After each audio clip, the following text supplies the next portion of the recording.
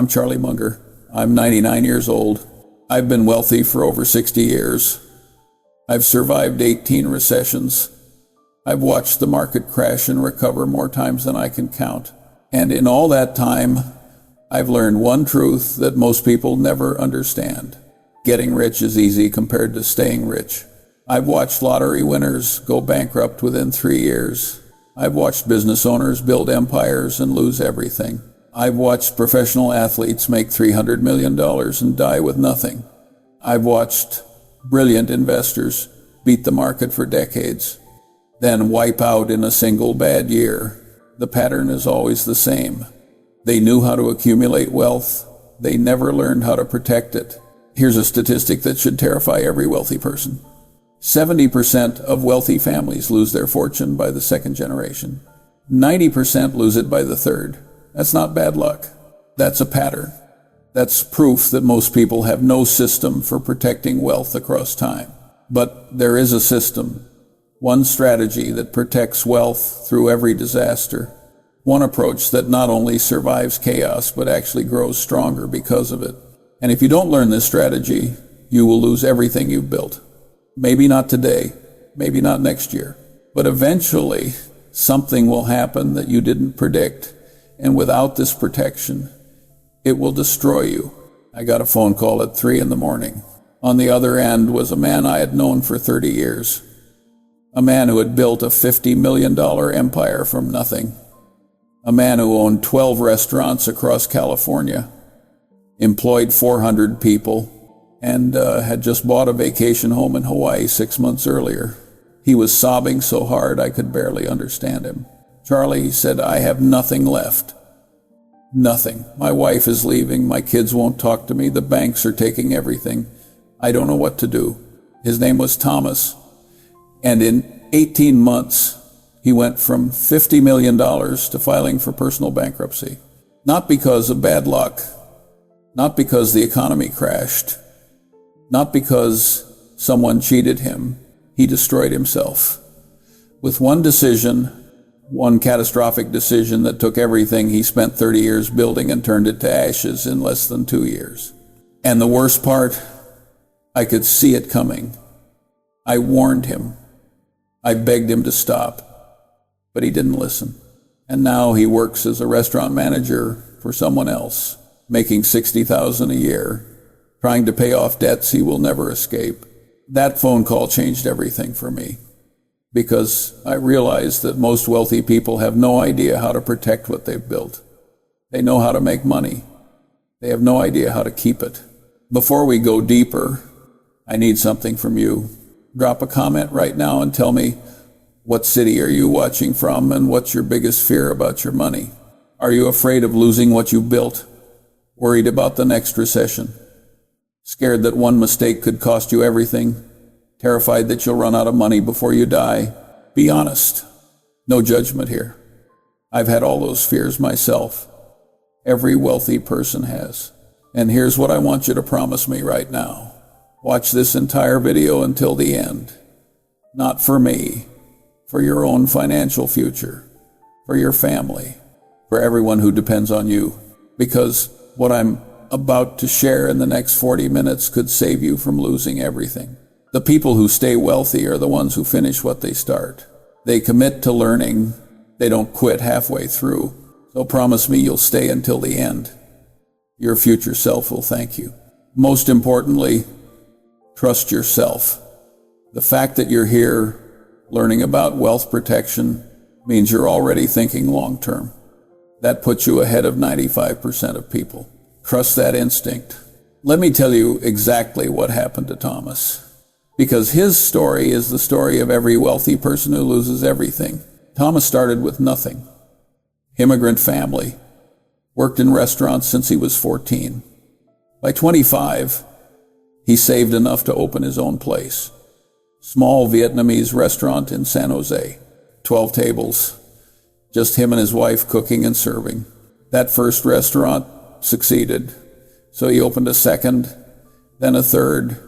By 45, he had 12 restaurants across California, 400 employees, $50 million in assets, cash flow of $3 million a year. He was set for life, or so he thought. Then he met a developer, a smooth-talking guy with a big opportunity, a chance to build a hotel and restaurant complex in Las Vegas. The projections were incredible. $200 million in revenue within 5 years. Thomas would own 30%, and Thomas got excited. He got greedy.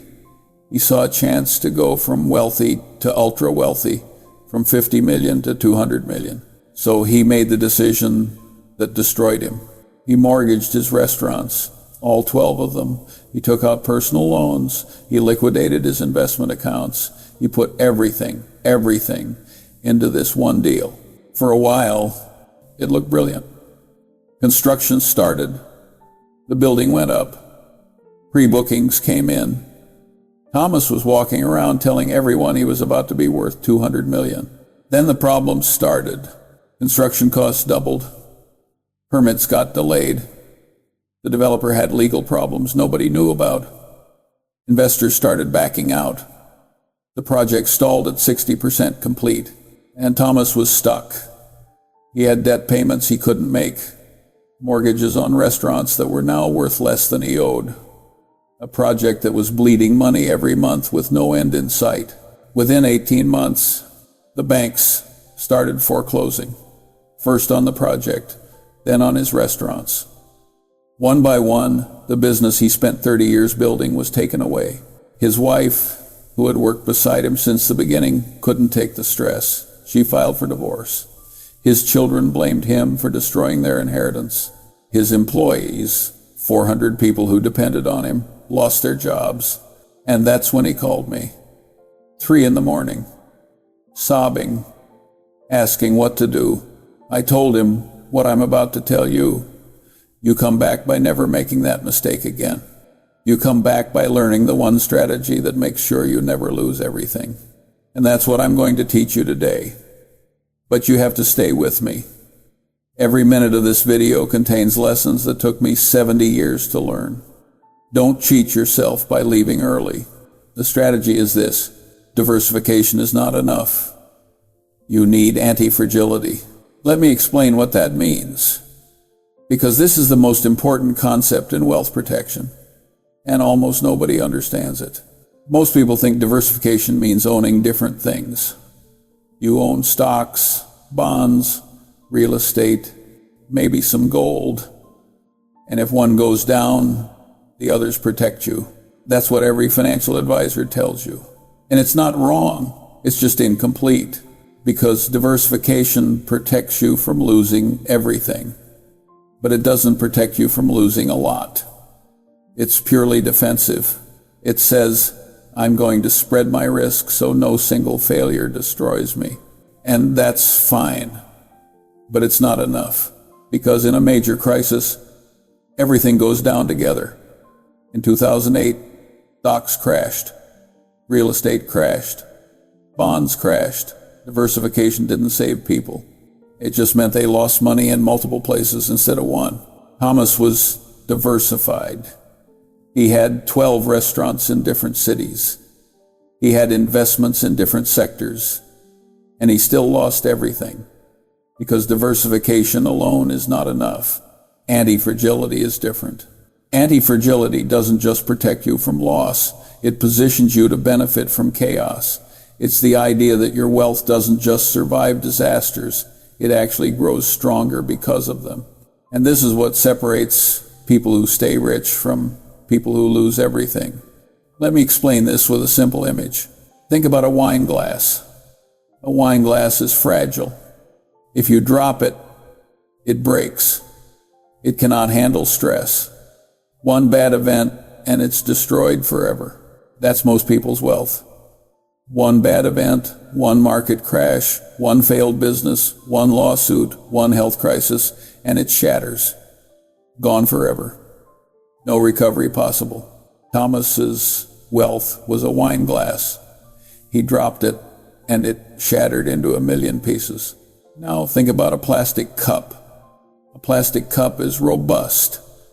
If you drop it, it survives. It bounces. It doesn't break. That's diversified wealth. It can handle shocks. It survives crashes, but it doesn't get better from stress. It just stays the same.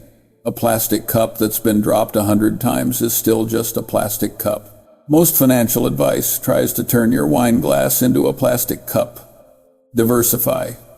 Spread risk. Survive shocks. But what if I told you there's a third category? Something that actually gets better when you drop it. That sounds impossible. But it exists in nature. Your immune system is anti-fragile. Every time it encounters a pathogen and survives, it gets stronger. It learns. It builds defenses. The next time that pathogen attacks, your immune system crushes it. Your muscles are anti-fragile. Every time you stress them through exercise, they break down. And then they grow back stronger. The stress that should destroy them actually makes them more powerful. And your wealth can be anti-fragile too. Every crisis, every downturn, every disaster can make you stronger if you structure it correctly. That's what I'm teaching you today. Stay with me, because we're about to go deep into exactly how to build anti-fragile wealth. Before I show you the 5 principles of anti-fragile wealth, let me give you the math that will save your financial life. If you lose 50% of your wealth, you need a 100% return just to get back to even. Think about that. If you have $1 million and you lose half, you're down to $500,000. To get back to 1 million, you need to double your money. That's a 100% return. And 100% returns don't happen often. So a 50% loss is catastrophic. It takes years, sometimes decades, to recover. But here's where it gets worse. If you lose 75%, you need a 300% return to recover. If you lose 90%, you need a 900% return. Thomas lost everything, 100% gone. There is no mathematical recovery from that. You're starting from zero again. This is why avoiding catastrophic losses is infinitely more important than chasing big gains, because the math works against you. Losses compound faster than gains. The first principle of anti-fragile wealth is this: never put yourself in a position where you can lose everything. This sounds obvious, but almost everyone violates this principle. Thomas violated it. He put too much in one deal. He took on too much leverage. He made a bet he couldn't afford to lose. And when something went wrong, and something always goes wrong eventually, he was destroyed. Here's the first rule of anti-fragile wealth. Never concentrate more than 25% of your wealth in any single investment, business, or asset. Not 30%, not 40%, 25% maximum. Why 25? Because if you lose that entire investment, you still have 75% left. You're wounded but not destroyed. You can recover. You can rebuild. You're still in the game. Thomas violated this rule completely. He put everything into one deal, 100% concentration. When that deal failed, he had nothing left to fall back on. If he had followed the 25% rule, the maximum he could have lost was a quarter of his wealth. He would still have $37 million, still wealthy, still comfortable, still able to try again. But he didn't, and now he manages a restaurant for someone else. I know what you're thinking. But Charlie, what about concentration? Didn't you and Warren make your fortunes by concentrating in great businesses? Yes. When we were young, when we had decades to recover from mistakes, when losing everything meant starting over at 30, not at 60. Concentration is for building wealth.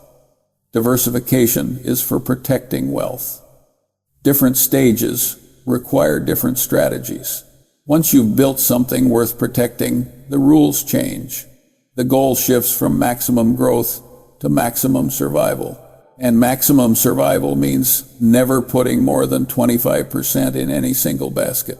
The second principle of anti-fragile wealth is this: always maintain at least 20% of your net worth in liquid assets, cash, treasury bills, money market funds, things you can access immediately without selling at a loss. Most people hate this advice. They say cash is trash. Cash loses to inflation. Cash doesn't compound. And they're right in normal times, but we don't build anti-fragile wealth for normal times. We build it for the worst times, for crashes, for recessions, for disasters, for the moments when everyone else is forced to sell and you have the power to buy. Let me tell you what liquidity really is. Liquidity is the power to say no, the power to wait, the power to refuse bad deals because you don't need the money right now. Thomas had no liquidity. All his cash was invested. All his properties were mortgaged. When income stopped, he immediately had a crisis. He needed money for loan payments. He needed money for operating costs. He needed money just to survive. So he was forced to make desperate decisions, sell at bad prices, accept terrible terms, beg banks for extensions. Every negotiation happened from weakness because he had no cash buffer. If Thomas had 20% of his net worth in liquid assets, that would have been $10 million in cash. $10 million to wait out the crisis. $10 million to pay bills while figuring out solutions. $10 million to negotiate from strength instead of desperation. He might have saved everything, or at least saved most of it. I personally keep 2 years of living expenses in completely safe assets, not invested, not at risk, just sitting there, available if I need it. Why? Because if everything goes wrong, if I lose all income, if the market crashes 50%, if every business fails, I have 2 years to figure things out without panic, 2 years to make good decisions instead of desperate ones, 2 years to wait for opportunities instead of being forced to act. That's the liquidity shield. It costs some return in normal times, but it prevents catastrophe in bad times. And preventing catastrophe is worth more than any return. The third principle of anti-fragile wealth is this: build income streams that don't require your time until passive income exceeds your expenses. This is the fortress that protects everything else. Because when your passive income exceeds your expenses, you're truly free. You don't need to work. You don't need to take risks. You don't need to chase returns. Your life is funded regardless of what happens. Thomas had cash flow from his restaurants, $3 million a year, but it required his time. It required his presence. It required the restaurants to stay open and profitable. When he got distracted by the Las Vegas deal, when he stopped paying attention to his core business, when he mortgaged everything for the big bet, that cash flow disappeared. And without it, he couldn't survive. True passive income is different. Dividends from stocks don't require your time. They arrive whether you're working or not. Rental income from properties with management companies doesn't require your presence. Bond interest arrives automatically. If Thomas had built a portfolio of dividend-paying stocks alongside his restaurants, if he had rental properties managed by professionals, if he had bonds throwing off interest, he would have had income even when everything else collapsed. Let me give you the target numbers. Calculate your monthly expenses. Everything. Mortgage, food, insurance, entertainment, everything. Then build passive income streams until they exceed that number by at least 20%. If your expenses are $10,000 a month, build $12,000 in passive income. If your expenses are $50,000 a month, build $60,000 in passive income. When you reach that point, you're anti-fragile. You can lose your job, your business can fail, the market can crash, and your life continues unchanged because your basic expenses are covered by money that arrives without your effort. That's the passive income fortress. It takes years to build, but once built, it protects you forever. The fourth principle might be the most important of all. Assume you're wrong about everything, and diversify across scenarios, not just assets. What does this mean? Most people diversify by owning different things. Stocks, bonds, real estate. They think they're protected because they own different assets. But all those assets are based on the same assumptions. The economy will grow. Inflation will stay low. Interest rates will remain reasonable. The government will stay stable. The currency will hold value. What if those assumptions are wrong? In 2008, people thought they were diversified. They owned stocks and real estate and bonds, and everything crashed together because all those assets were based on the same assumption that credit would keep flowing and housing prices would keep rising. When that assumption broke, diversification didn't help. Everyone lost. Scenario diversification is different. You ask yourself, what happens if I'm wrong about everything? What happens if the economy collapses? What happens if inflation explodes? What happens if deflation hits? What happens if the government fails? What happens if the currency crashes? And then you build positions that win in each scenario. Economy grows, stocks win. Economy crashes, cash and bonds win. Inflation explodes, gold and real estate win. Deflation hits, long-term bonds win. Currency crashes, foreign assets and precious metals win. You don't need every scenario to happen. You just need to survive whichever one does happen. And if you're positioned for multiple scenarios, you'll survive anything. Thomas assumed Las Vegas real estate would keep booming. He assumed interest rates would stay low. He assumed construction costs would stay stable. He assumed his partner was trustworthy. Every single assumption was wrong. And because he had no scenario diversification, when reality differed from his expectations, he was destroyed. The antidote is humility. Admit you don't know what's going to happen. Nobody does.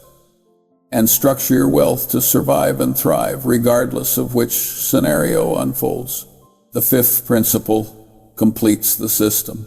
Prepare for disasters before they happen. With insurance, with emergency funds, with redundancy, with proper legal structures. This isn't about being paranoid. It's about being prepared, because disasters will happen. The only question is when. Health disasters, someone gets cancer, someone has a stroke, medical bills pile up, income stops. Legal disasters, someone sues you, a partner betrays you, a contract goes wrong, lawyers start circling, market disasters, the economy crashes, real estate collapses, your industry gets disrupted, your skills become obsolete, family disasters, divorce, death, addiction, mental illness, the things nobody wants to talk about but happen to millions of people every year. If you don't prepare for these disasters, they will destroy you when they arrive, and they will arrive. Maybe not all of them, but some of them. That's just life. Insurance is the first layer. Health insurance, life insurance, liability insurance, property insurance, umbrella policies that protect against lawsuits. The premiums feel expensive until you need them. Then they're the best investment you ever made. Legal structures are the second layer. Trusts that protect assets from lawsuits. LLCs that separate business risk from personal wealth. Estate plans that ensure your family is protected if something happens to you. Redundancy is the third layer. Multiple income streams, so if one fails, others continue. Multiple bank accounts, so if one freezes, you can still access money. Multiple geographic locations, so if one market collapses, others sustain you. Thomas had none of this. No proper insurance, no protective legal structures, no redundancy. When disaster struck, there was nothing between him and total destruction. Disaster preparation costs money. It reduces efficiency. It feels unnecessary when times are good. But over a lifetime, preventing catastrophic failure is more valuable than maximizing efficiency, because you only need to fail catastrophically once for your wealth journey to end. Now let me bring this all together. because these 5 principles aren't separate strategies. They're one complete system that works together. Principle 1. Never concentrate more than 25% of your wealth in any single investment. Principle 2. Always maintain at least 20% of your net worth in liquid cash or near cash assets. Principle 3. Build income streams that don't require your time until passive income exceeds your expenses. Principle 4.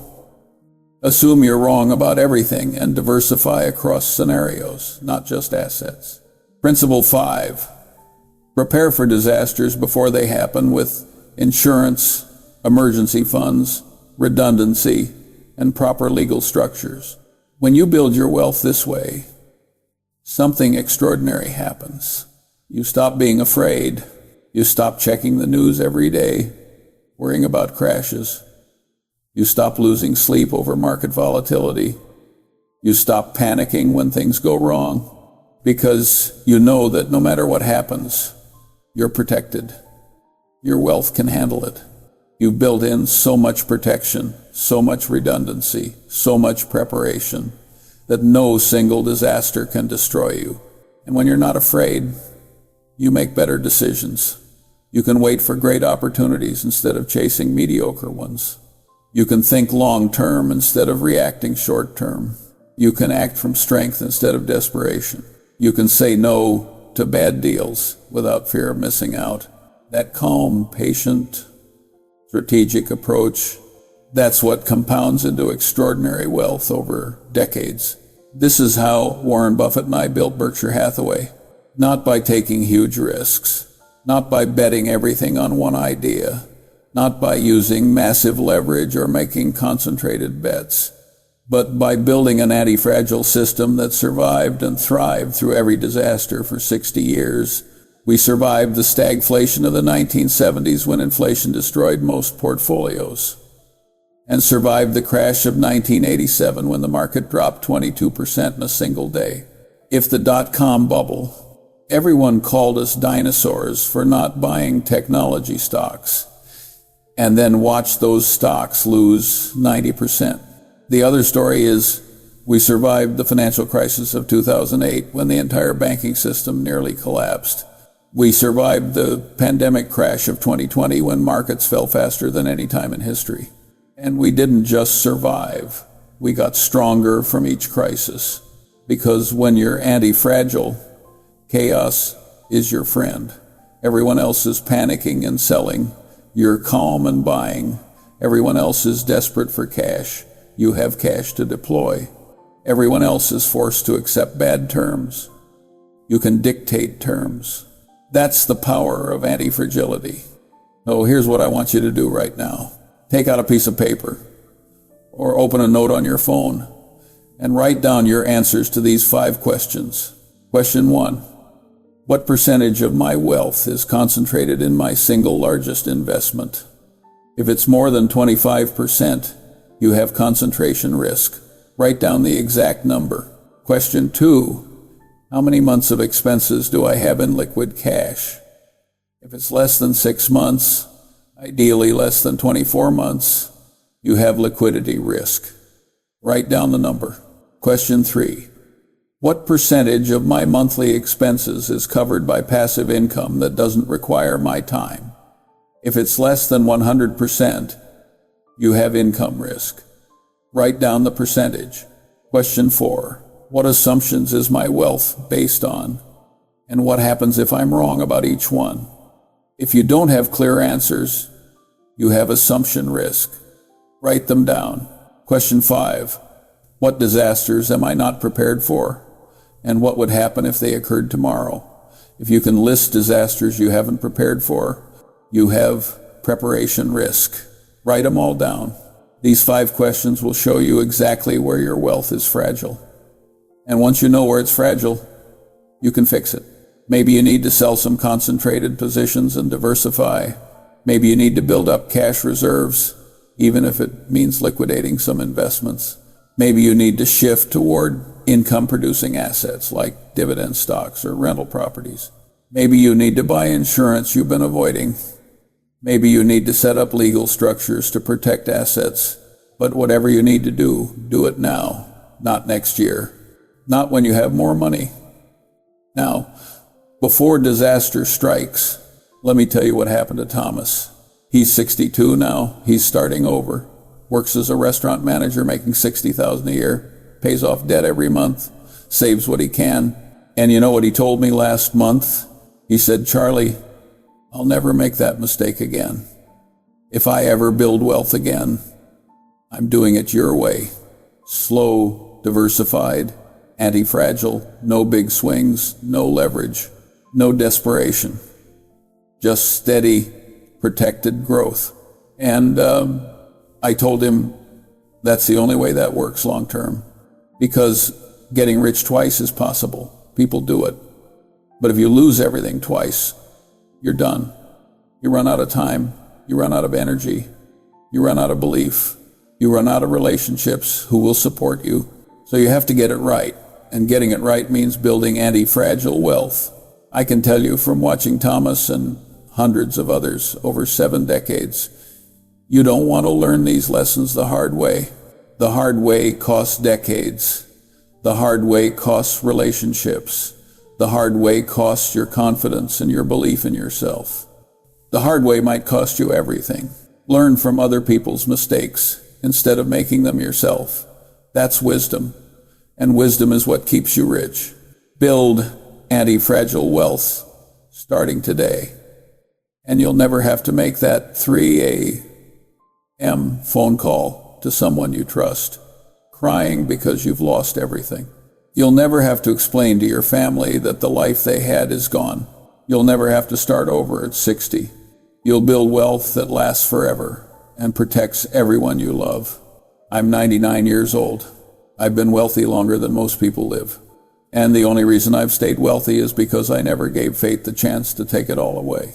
I built systems that survive anything. And now you know those systems.